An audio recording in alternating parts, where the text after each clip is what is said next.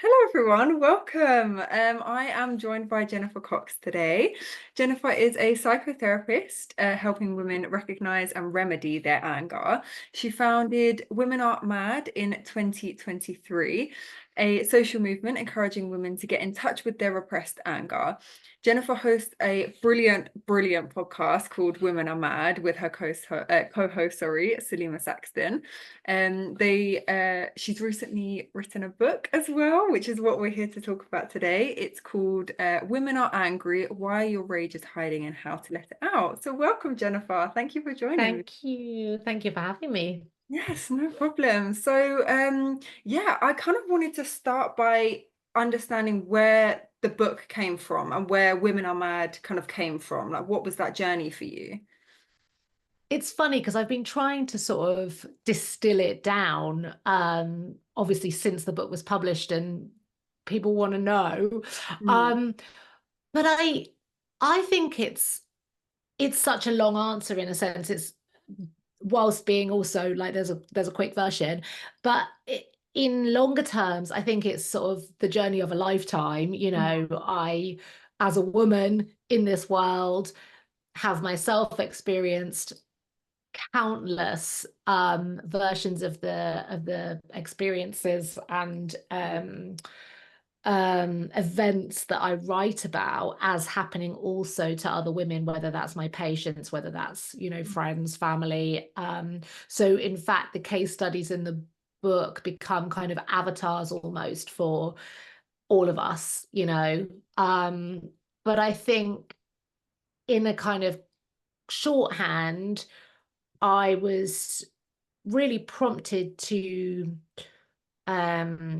start recording my feelings and my findings when Sarah Everard was killed. Like somehow I just found myself writing it all down. Right. And I just think it was the sort of final straw. Like I couldn't sit on it all anymore. Yeah, I mean, I definitely share that feeling with you. I think just anytime you see these news stories like the woman in France recently, like you have this anger and yeah, getting it out in any way possible. It's great to have people to talk to, but also, you know, it's nice to write it down and just kind of get it out all your anger out. Yeah, Totally. so Yeah. I'm sure there's so many women that share that feeling and second that emotion of just feeling so upset and angry.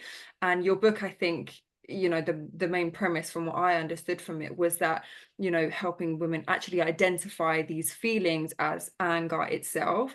So I kind of wanted to explore a little bit and kind of strip it back. Like, what is anger? What is that emotion for you? How would you describe that? Good question. Um, I think it's, yes, it's an emotion, but it's a response. It's telling us, so our bodies and our affect systems, our emotional apparatus are telling us that something in the environment is wrong, that Mhm. it's it's bad for us one way or another. Mm. And it's giving us clear signals, if we can tune in, Mm. that something needs to change. It's the fight or flight. Yeah.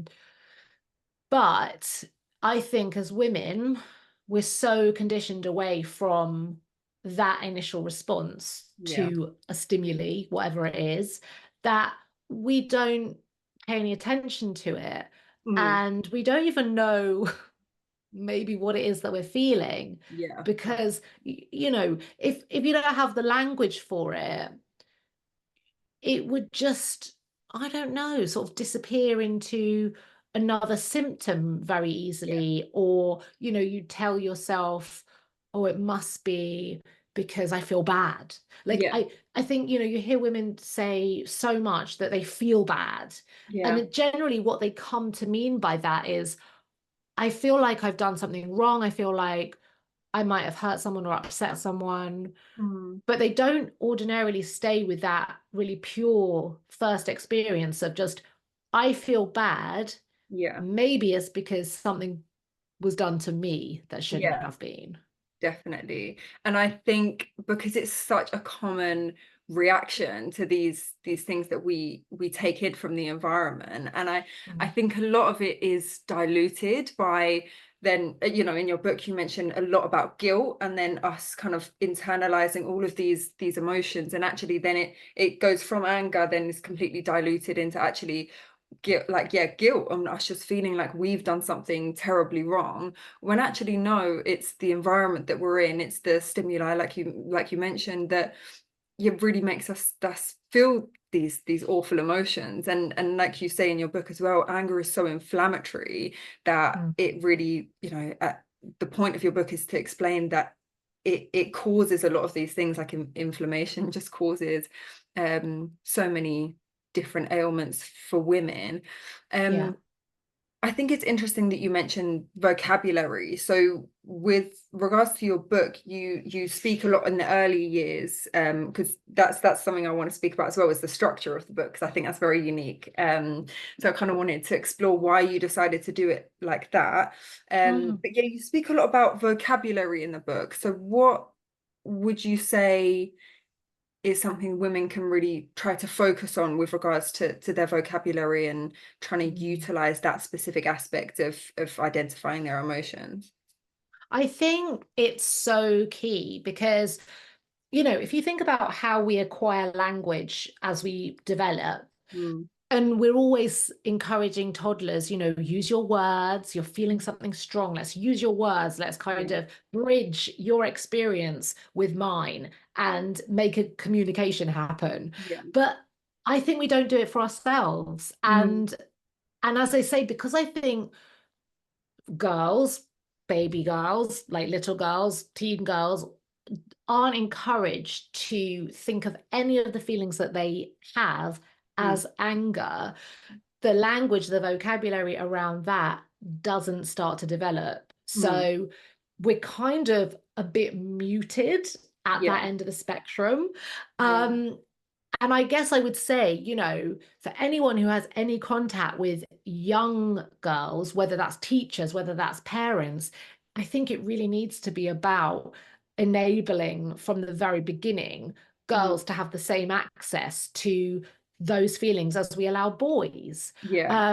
And obviously, there's a lot to be said about the feelings boys aren't allowed, Mm. in It the goes, yeah, inverse. the other way, doesn't it? Yeah.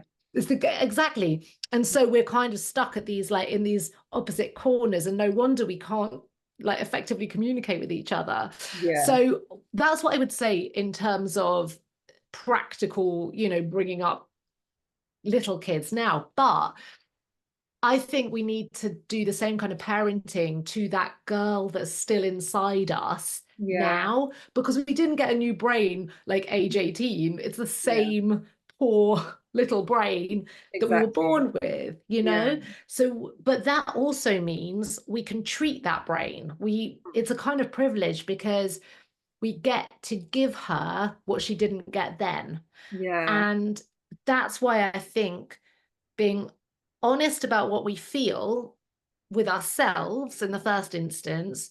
And it's not as if we're trying to lie, Mm. but we're so not used to letting ourselves have Mm. those pure responses to, what's going on around us. So I think it's about really, as I say in the book, kind of learning how to tune in to that apparatus and those systems that are available to us that we're carrying around with us, like our toolkit Yeah. inside, and really listening to what she's telling us and starting to give words to that. And I do think it's quite sort of basic, but I also think a lot of us don't have that kind of language. So just as we would teach a baby to learn the building blocks, I think Yeah. that's what we have to do with ourselves. Yeah, I think it's a really brilliant point of view and quite actionable as well, being able to view it as we are still those little girls, we are still, Mm, the teenagers that went through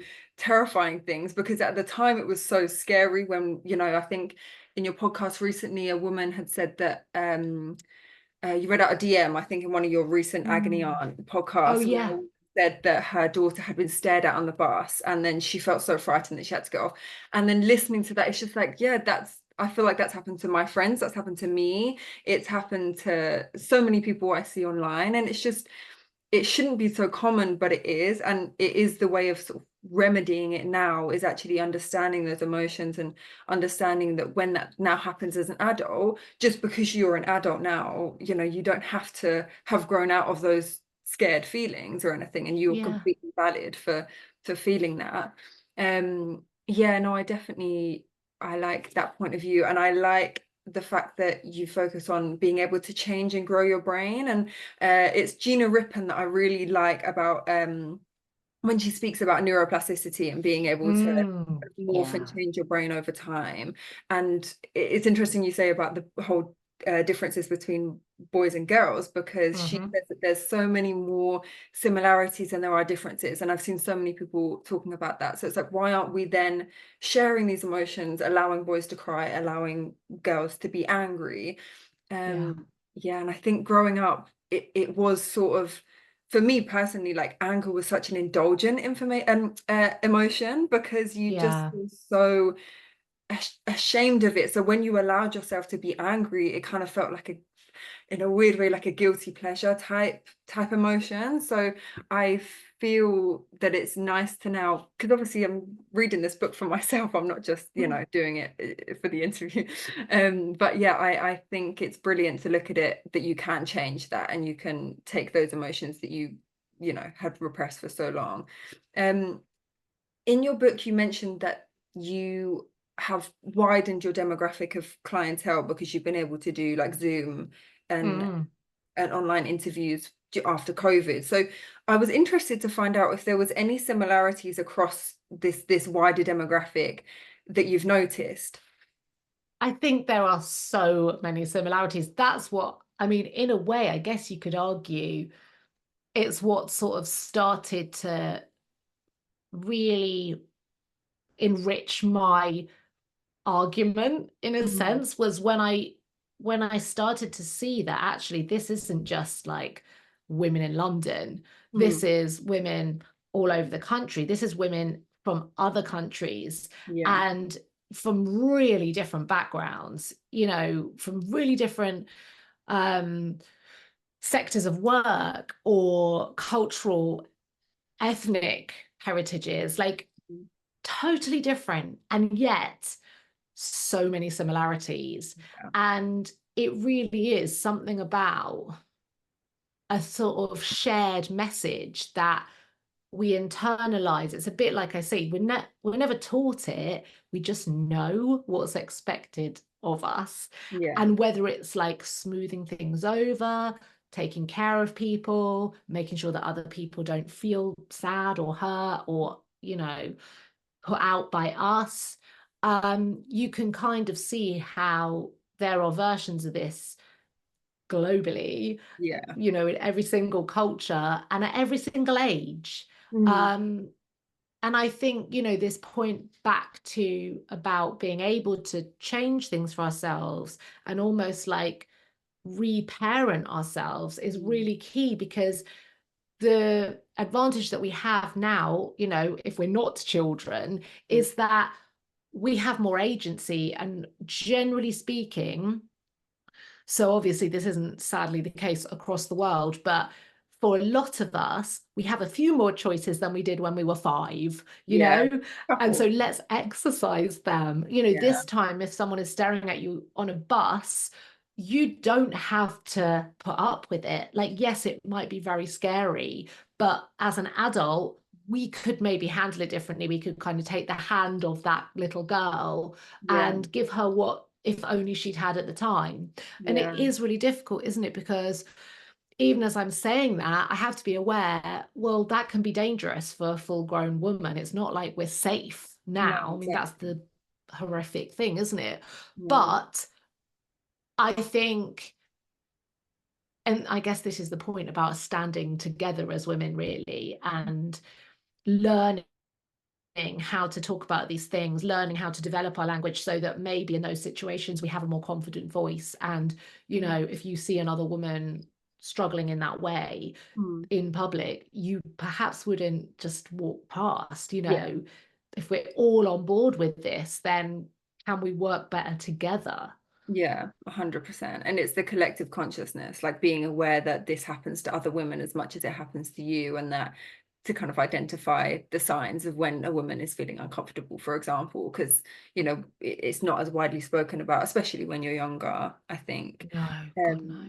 So what was the significance there for you to do it in age groups? Because all of your chapters go from girl baby, so before we're Mm. even born, there's all these worldly expectations of us, all Mhm. the way to sort of elderly woman. And yeah, what was that significance there for you? I mean, I guess because obviously as a therapist, I'm seeing women from 18 all the way up to pretty much, you know, as you can see from the book, deathbed. Mm. Um, and I suppose also with this really wide view, I'm seeing into people's families. So I'm seeing, you know, the stories of the younger girls, and I'm seeing the stories of the teenage girls, and I'm seeing, um like I've said, also the kind of little tiny girl inside of that woman patient that's sitting in front of me. So I Mm. really wanted to be able to kind of clearly capture that vista Mm. and trace a journey that made a sort of logical, coherent sense to anyone picking it up at any point of their life. Yeah. They would be able to sort of join me in seeing, oh, okay, there's an arc here. It Mm. begins here, it ends here, but you can kind of see the seeds of that at any stage Yeah. and see the kind of versions of it at any stage. Um, because I think, you know, certainly when I was a teenager, you don't have the kind of development of brain for a start to be able to kind of see yourself situated as part Mm. of a larger puzzle. Absolutely. Um, so I think I kind of wanted to give anyone who was picking it up at any point the opportunity to think about, you know, oh, hang on, so if this is happening to me now, what does that mean Yeah. for, you know, 30 years time? And is there anything I can do at this point that will shore me up or change, Mm. you know, the course of my story, Yeah. basically?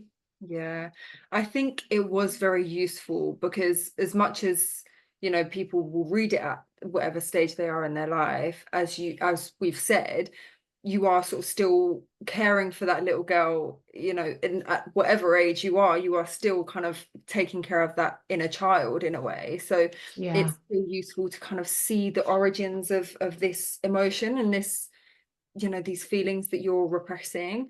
Mm. What was it like for you as a therapist hearing these things initially, and what was that sort of, I suppose my question is, how did you manage to kind of separate your own emotions and your own feelings towards these women's stories? Because Mm. I can imagine, Yeah. as someone that is definitely not a therapist, I just wouldn't be able to keep my cool when It's hearing these things. so hard. I mean, I have to say, like, as I wrote the book, I I find it really difficult to cry because you sort of have it trained out of you. Mm. Is certainly in the kind of really brutal traditional training I went through, Mm. it was very strict on Mm. this is not yours, this is theirs. Kind of don't you dare start to try to own some of this tragedy. Okay. Very Interesting. It's not brutal. ownership. Yeah, I think it's about like letting people, you know, have their experience, not trying to sort of, in a way, dampen it um by taking up any of it through your own narrative. So Mm. obviously you sort of form a new narrative together, but you don't impose your feeling. So Yeah. if I start to kind of cry in a session, it's giving them far too much to carry. They need to be able to use the session, you know, for whatever their feeling is. And Mm. what they may feel about the story they're describing might be completely different than what I would feel. But Yeah. I would say, you know, so I do find it difficult now to kind of access that part of me that allows, in a sense, me a cathartic experience. Um, but the book was that. Okay. And where I can't, where I struggle to maybe find those feelings in my own life and give that to myself. Mm. And I think I desperately need it because, it's just a well of other people's feeling that I'm kind of, carrying around with me. I I think the book provided me this massive opportunity to just process. And I I essentially like sat in a massive, disgusting jumper for, certainly from this Easter onwards, I would say until the book pretty much came out. So that's like maybe, you know, every time I wasn't in clinic, I was writing. Okay. And just it all was coming out, Yeah. all the feeling. And every time I went back over a woman's story and like relived it, they'd be pouring down my face. And now when I read it, like if I have to do a reading, I really struggle because Okay. the emotion is right there on the surface. And I Yeah. think probably when you read the book, you can kind of feel that, how Yeah, raw it is for me as well to have written it. And I absolutely. really wanted to kind of keep that in there and capture that. Yeah. Yeah, because I think being a therapist, yeah, as you said, you have to completely disconnect from it. And I think it's nice to know that this is your like emotive piece in a way. Like and even listening to the audiobook, because I sometimes do it simultaneously, just so I can really understand how, especially when it's the author reading the audiobook, I find that the most Mm. useful because I really understand what points you wanted to emphasize. And like you said, like the emotion part of it, you really can tell what parts you're really connected to as well. Mm. So that was always, it's always useful, I think, for other people to understand emotions in a book. And Yeah, that's a good point, actually. yeah, I think it's harder with non-fiction books because obviously that's Mm. my kind of area. You do find it difficult in a lot of non-fiction books to get that emotion, get that real understanding of how where the author was coming from, apart from maybe in like memoirs. I don't know if you would describe this as a memoir or how would It's you? funny, isn't it? I guess it does have elements of that because I know what you mean. Like with nonfiction, often it does have that sort of distance built in where it's sort of a bit more reportagey and a bit more kind of like arm's length. Whereas the power of the book for me is in the lived Mm, essence of it. And I think unavoidably then, yeah, this, as I said, kind of also is my story. And I think that's the part that I really, really wanted to convey was, you know, a woman reading this book at any point in her life will, I know, mm, resonate with what I'm saying. yeah. And so almost it was like trying to strip myself out of it, leave the Mm, words to kind of be the hang there, like this kind of raw yeah. um testimony, but also try to keep the the scream in Mm. and the like the the sense of desperation and the sense of how can we still be here doing Yeah, this. yeah. I think the scream is such a beautiful way to describe that because it is. It's like a massive exertion of emotion and feeling, that's been built up over your entire lifetime of experiencing exactly these things. And it, I feel like as a woman as well, it doesn't always have to be these massive things where you have a confrontation with a man or you have a thing where you feel genuinely frightened. It's a thing sometimes where a man will walk on a side of the street or kind of, it's hard to explain without seeing it, but like where they'll Mm. walk towards you without thinking that they should move out of the way and that you should be the one to move out of the way. It's just these small little things, I think, sometimes where you're expected to be the woman in the situation where you're expected to kind of repress yourself and dull yourself down in order to allow other people, even other women, I think sometimes as well, like we typically Mm. just reduce ourselves down automatically so that other people can shine. And I think I've from reading multiple other books, I think that happens, I think, with mothers sometimes. Not Yeah. being myself, so I can't speak from personal experience, but it tends to be something where mums will give up their entire life for their Mm. children. And I think you do speak about it a little bit in your book, where Hmm. mums do just become mothers, like they're not really people themselves anymore. Yeah. Like I they're think that mothers first and really foremost. happens. Yeah. Yeah. And I mean, you can, I feel it myself when if I go to a supermarket and there's a woman like with a buggy and she's got loads of stuff hanging off the buggy and she's got a basket and maybe she's got like a little toddler next to her or something, and I think, oh my God, it looks so horrendous. I mean, obviously I've been there myself. It is horrendous, but it's also, you are so invisible. I never see her. I've Yeah. started trying to look now. I've started trying to like look at her face and look in her eyes and have that moment of connection, and like we have a little smile and maybe we have a little word, because I just remember how utterly desolate that can feel, and knowing that basically the kind of world hates you. You've done your job. Yeah. Piss off. Piss off Yeah, now. you've procreated. Yeah, that was Yeah, all good for. We've used your that body. exactly. Yeah, and Yeah. I think Salima was talking about this in one of your most recent podcasts. Is actually the cloak of invisibility that you get as you get older as a woman, and Mm. even me now, I'm only 23, but I am noticing that a lot more. That actually you are able to kind of just glide through the street without having every single eye on you, even though it does still feel like that. And I think you do have an element of, I don't know, yeah, like feeling like everyone's eyes are on you, even when they're not, because you do just feel so like available to everyone, if that makes sense. Yes, Like that's a it's, great way of putting it. You yeah, are totally available to everyone. And I you think have to that's, be. yeah, Mm. exactly. And so it's kind of, what version of you are they expecting right now? Exactly, exactly. And it has to be exactly right. And I think as women, you have to fit in so a ridiculous amount of roles. You have to fit in the perfect employee, the most empathetic partner, an empathetic mother. You have to be the perfect mother, or you're not good at all in comparison to men who can do the bare minimum and be incredible.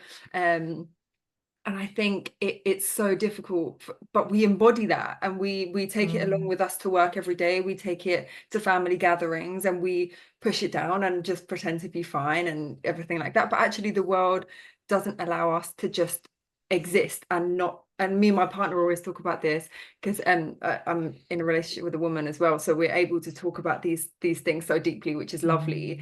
Mm. But Yeah. we so often say like, I hate being perceived. I hate being watched. I hate being Oh, that's like good. Hate being observed. perceived. Yeah. And we always Oh, just like, she yeah. goes out and she's like, God, I just don't want to be perceived today. I just That's think it's so so nice. good. I love that. I mean, Yeah. I hate that and I fully understand that, but it does say it so well, It honestly is so because there's true. something about the perception idea is like loaded up with that other person's Mhm. needs, expectations, projections, Yeah. ideas about Mm. what they need you to be. Yeah. Um, and it's very different from just, I guess, being, well, I would say noticed, just being Yeah. noticed, which Mhm. is, there's an openness to that, like, oh, hi, who are you? Yeah. Rather than, oh, hi, you need to be this, or Yeah. I want you to be this for me right now, Mhm. which, from the most frightening experiences we can have, like on the street, all Mm. the way through to just being someone's daughter, is Yeah. like, we know that so well. Yeah.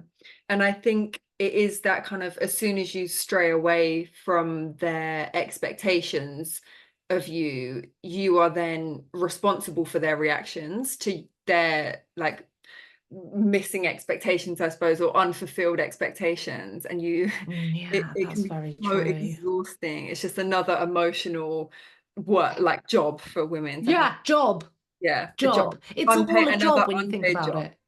Yeah, Yeah. because that whole perception thing is, oh, okay, yes, yes, I better fulfill that. I better Hmm. come up to meet that perception, And Mm. if I don't, then as you say, yeah, I'd better be apologizing for that. Yeah, exactly. Because you don't recognize that it's always, you not embodying what they expect from you. I think, yeah. No.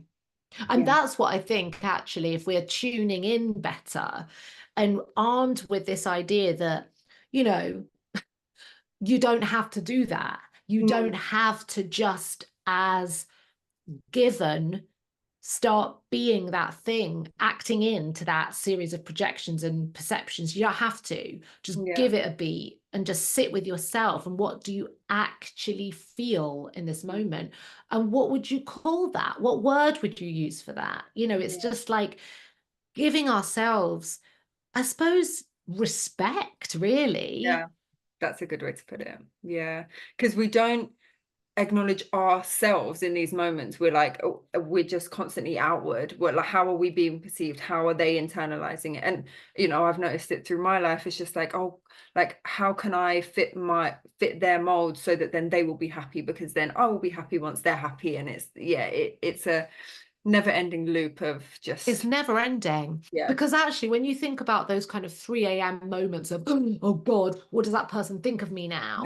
It's Yeah. such a load of nonsense because they aren't thinking about you. Just like we're not lying there at 3 a.m. thinking about, I can't believe that person said that to me or looked at me in that way. We're just not Don't doing it. remember. You Yeah. don't remember. It's not, that's not the experience that stays with you of that person. No. And I feel like as well, we forget that we experience the world, and so does everyone else, how, like, of our experiences. We experience the world as we are. So I will always understand a situation based on previous experiences that I've had, and someone Mm. else next to me can experience the same thing completely differently. And I think that's important to remember, because growing up, especially as like a teenage girl, you feel like everyone's opinions of you are correct and that they are factual, when actually they're so not. And they're often, I would say 9 times out of 10, just projections of how they're feeling about themselves.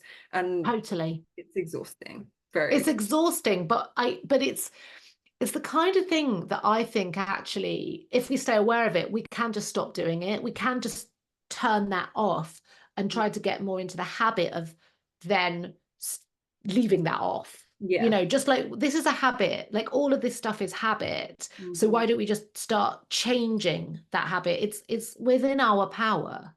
Absolutely. So where are you hoping to go with Women Are Angry? Wow. Well, kind of everywhere, if I'm honest. So the book comes out in America in December. So I think just as I feel I've really tried to kind of spread the word over here, I would really like to go and do that over there. Yeah. It's coming out in a couple of other countries as well, over the next few months. So I guess, yeah, just kind of keeping the message of it alive however I can and trying to um encourage other women actually to be doing it Mm. in their own ways, because definitely it does feel like a conversation has started Mm. and it's bigger than me, and that's what I wanted. But I want to allow other women to feel confident in taking that into their own workplaces and, Yeah. friendship groups and schools and all the rest of it. And I think that is on the ground how I would love to see the book, Yeah. grow and take roots. I love that. Yeah. And it's just allowing us the vocabulary, isn't it? To then Mm. expand that into further conversations with more and more people. So I love that that is your goal. Is there any final thoughts that you have? Final thoughts, what I would say is, yeah, we need to talk about this. We need to talk about all of our feelings, not hold back. I really would encourage women to uh, listen to our podcast, the Women Are Mad podcast, Me too. join the community, Mhm. because this is, I think it does feel as if it's, as I say, kind of bigger than us now. And we're starting to find ways of like allowing not just younger women's voices into the conversation, but kind of actually giving them the mic a bit more. Yeah. So, anyone that wants to be involved sort Mm. of in any way, please get in touch and we'll just see what we can do, because it's obviously sort of becoming a bit of a hub now, and it would be great if that could continue. That very nice. And I love what you're doing with Women Are Mad, Women Are Angry. I think it's, yeah, very, very useful for us. Thank you so much for this conversation. It's been very, very lovely.